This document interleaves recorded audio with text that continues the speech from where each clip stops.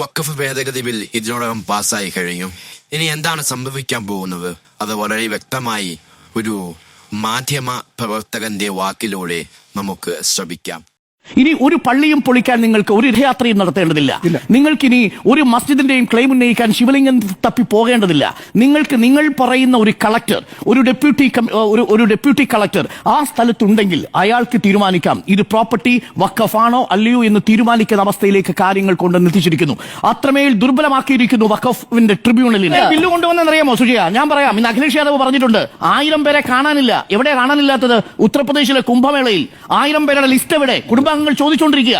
അപ്പൊ പറഞ്ഞു ഉത്തരത്തിന് പകരം ഇതാ വഖഫ് ബിൽ ഭേദഗതി ബില്ല് കൊണ്ടുവരുന്നു. ഉത്തർപ്രദേശിലെ കുംഭമേളയ്ക്ക് കാണാതായ മനുഷ്യരെ കുറിച്ച് ചർച്ച ചെയ്യാതിരിക്കാൻ വേണ്ടി കൊണ്ടുവന്ന ബില്ലായത്.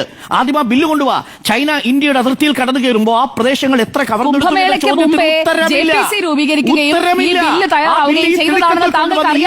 അവതരിപ്പിക്കാനുള്ള അല്ലല്ല, ഇതൊക്കെ അവിടെ ചർച്ച ചെയ്ത വിഷയങ്ങളാ സുജിയ. ഇനി 44 ഭേദഗതികൾ പ്രതിപക്ഷം കൊണ്ടുവന്നല്ലോ.